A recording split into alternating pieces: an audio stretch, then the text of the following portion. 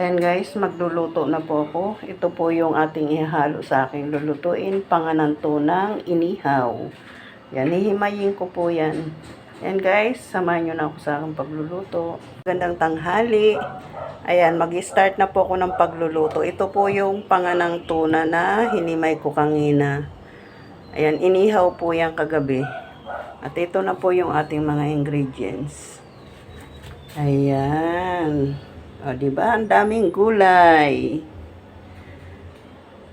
Ayan guys, mag-isa na po ako ng ating mga ricado.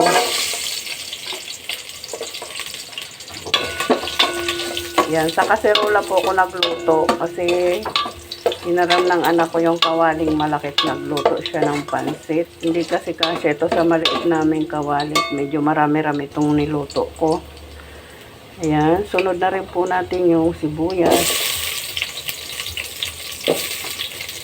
Dalawang klase po yung sibuyas ko, pulo at puti. Ilagay ko na rin po yung puti kasi meron na siyang dahon. Sayang naman. Kaya ginamit ko na.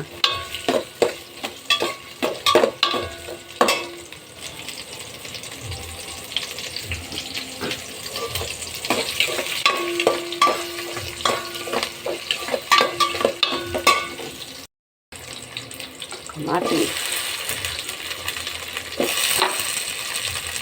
Sama ko na rin yung sili.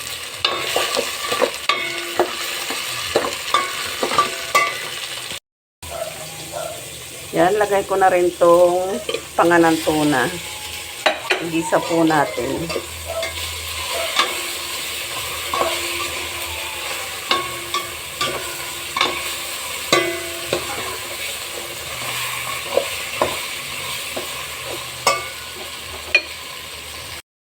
Ayan guys, nailagay ko na rin yung kalabasa at sitaw.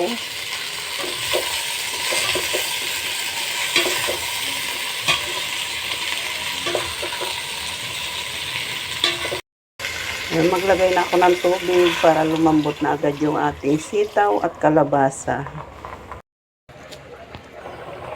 Kunting asin. Yan guys, ihalo ko na tong okra,